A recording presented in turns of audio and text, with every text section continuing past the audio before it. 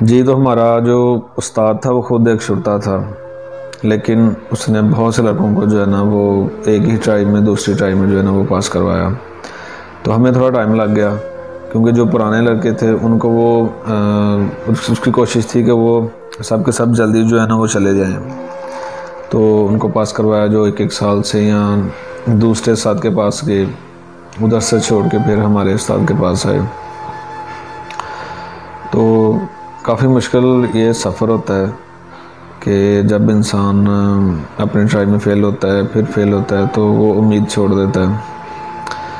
तो उधर जब हम रूम में जाते थे तो रूम की कंडीशन अच्छी थी, लेकिन उधर जो बेड पड़े होते थे, जो गद्दे होते थे, उनमें खटमल होते थे, क्योंकि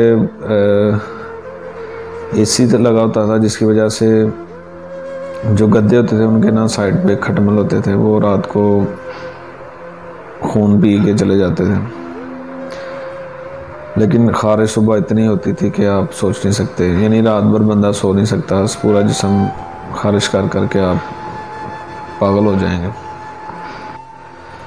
उधर होटल था, होटल पे हमारी मेस लगी हुई थी, तो अजीब तरीके का खाना होता था, बिल्कुल जैसे आप घर में भी बनाएं तो बहुत अच्छा बना सकते हैं, लेकिन वो बिल्कुल ही खाने के लायक नहीं होता था। तो मजबूरी थी, क्या करते, प्रदेश में गए थे, तो सारा दिन के बाद रात को जब घर कॉल करनी, अम्मी से बात करनी, तो अम्मी की तबीयत थोड़ी ठीक नहीं रहती थी, उनको शुगर थी, जिसकी वजह से कुछ मैं भी बाहर आ गया, और उन्होंने उस चीज़ की ज़्यादा टेंशन ली कि बाहर चला गया, पता नहीं उधर कैसा रहेगा, क्या खाएगा, क्या पिएगा। माँ को अपने बेटों का जो है ना वो ज़्यादा ख्याल होता है, वो उनकी ज़्यादा सोचते हैं अपने बेटों के बारे में, पता नहीं कुछ खाया होगा या नहीं खाया होगा। मैंने जब कॉल किया करने अम्मी को हाल पूछना, मैंने कहना मैं ठीक हूँ बेटा, और काफ़ी दुआएं देते थे कि अल्लाह पाक कामयाब करे। तो फिर बात होने के बाद फिर रात को नींद ना नहीं करनी, क्योंकि वो खटमल बहुत ज़्यादा होते थे, उस वजह से आस्ता आस्ता फिर हम बाहर को जाना शुरू हो गए। एक पार्क थी, उधर उधर जाया करना, जाके बैठना करना, थोड़ा लोगों के साथ उठना बैठना शुरू हो गया।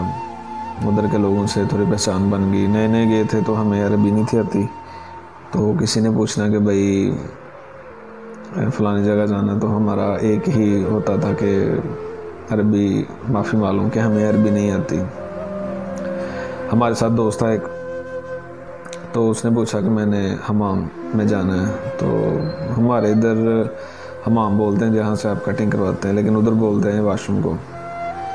तो उसे पूछा कि हमाम जाना है, तो उसने बता दी कि वो साथ ही हमाम है।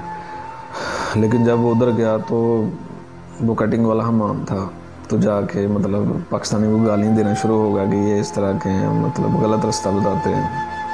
तो जबकि हमें बिल्कुल पता भी नहीं था कि हमाम जो है ना वो वाशरूम को बोलते हैं।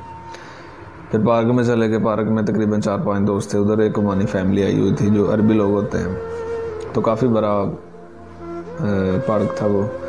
तो उधर बैठे जाके तो एक ना लड़का आया, तो बोलता भाई आपने कुछ खाना है, हमें अरबी नहीं थी आती। तो पूछने लगा, मैंने कहा यार अरबी नहीं आती हमें। फिर वो कहता है, उर्दू में बात करना शुरू हो गया, आप कुछ खाएंगे? मैंने कहा हाँ खाएंगे। काफ़ी बड़ी जो है ना वो चावलों की उन्होंने एक परात भेजी, काफ़ी ज़्यादा चावल था उसमें। उधर के लोग बहुत अच्छे भी हैं और बहुत बुरे भी हैं, यानी कहीं भी आप चले जाओ तो हर प्लेटफॉर्म में आपको अच्छे बुरे लोग मिलेंगे। तो चावल खाए, वो ज़्यादा इस्तेमाल वो करते हैं काली मिर्च का, तो अच्छे चावल थे, खाने का मज़ा आया। फिर उधर से चले गए, घर वापस आए, अपने रूम में आ गए। रूम में आने के बाद उस्ताद ने कॉल की कि भाई सुबह तमाम लड़कों ने इकट्ठे होना है, तो आपको तालीम इकट्ठी दी जाएगी। तो हम सारे सुबह टाइम से आके बैठ गए, गालबन 6 बजे। तो 11 हो गए, तो जो उस्ताद था हमारा वो नहीं आया। कॉल की, कहता कि आज मुझे काम पड़ गया, इस वजह से नहीं आया। सारे लोग काफ़ी जो है ना वो गुस्सा हो गए, उस्ताद में नाराज़ हो गए कि वो नहीं आया। फिर सारे चले गए। अगले दिन फिर उस्ताद ने कॉल की, लेकिन कोई लड़का नहीं गया। तो मैं अकेला गया। उस्ताद ने मुझे 1 घंटा जो है ना वो तालीम दी। कहते हैं कि दूसरे नहीं है, चलो आप ड्राइविंग करते हो सही, तो आपको मैं 1 घंटा तालीम देता हूँ। तो अच्छी तालीम दी। उसके बाद मेरी ट्राई हुई। ट्राई होने के बाद जो है ना मैं फ़ेल हो गया। फ़ेल किस वजह से हुआ कि वो होता है, एक राउंड होता है, गोल गोल दायरा। उधर से उसने स्पीड पूछी कि स्पीड कितनी है, तो मैंने उसे कुछ नहीं बताया। तो वो कहता है पार्किंग में जाने दो। मैंने कहा मेरी गलती क्या है? कहता मैंने आपसे पूछा था कि स्पीड आपने नहीं बताई। मैंने कहा इसमें कोई इतना इशू तो नहीं है। कहता नहीं, कानून हर सब के लिए एक है। उसके बाद मैंने घर में बात की, अम्मी को बताया कि मतलब ट्राई मेरी फ़ेल हो गई। तो वो काफ़ी परेशान हुए कि अभी ट्राई पास क्यों नहीं हो रही, कि लाइसेंस मिल जाए तो चलो काम स्टार्ट हो जाएगा। तो अब्बू भी थोड़ा गुस्सा होने लगे। अब्बू मेरे शुरू से ड्राइवर थे। तो उसके बाद मैंने फिर गुस्से से कहने की कि ये तो किस्मत की बात है कि कब मिलेगा कब नहीं मिलेगा। खैर अम्मी की तबीयत दिन ब दिन जो है ना वो काफ़ी ख़राब होती गई, काफ़ी ज़्यादा। तो मैंने जब कॉल करनी उन्होंने मुझे कहना कि बेटा मैं ठीक हूँ, मैं ठीक हूँ। तो एक दिन फिर उनको हॉस्पिटल लेके गए। उधर भी उनकी काफ़ी तबीयत नासाज हो गई। तो फिर मैंने रात को कॉल की। मैंने कहा अम्मी क्या बात है, आप बात क्यों नहीं करते मेरे साथ? अम्मी कहते हैं बेटा मैं ठीक हूँ। तो अचानक से ना फिर एक दिन उधर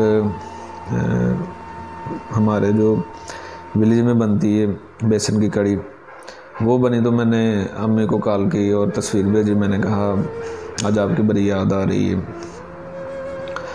क्योंकि बेसन की कड़ी आप बहुत मज़ेदार बनाते थे। तो अम्मी रोना शुरू हो गया। अम्मी कहते हैं बेटा याद तो हमें भी काफ़ी आती है आपकी। तो फिर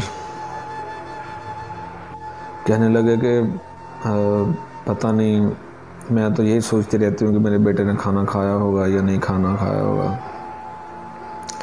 कहते हैं दिन रात मैं यही सोचती रहती हूँ। मैं उनका एक ही बेटा था, और जिनके एक बेटे हों तो माँ को ज़्यादा परेशानी होती है।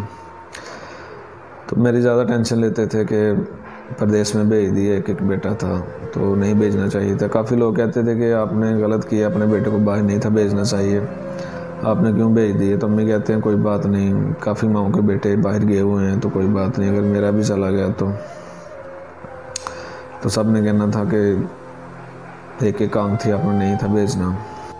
अगले पार्ट में मैं आपको बताऊंगा कि मैं कहानी जो है ना वो बिल्कुल मुख्तसर आपको बता रहा हूँ। मैं लंबी चौड़ी नहीं बता रहा, कि मुख्तसर सी हो।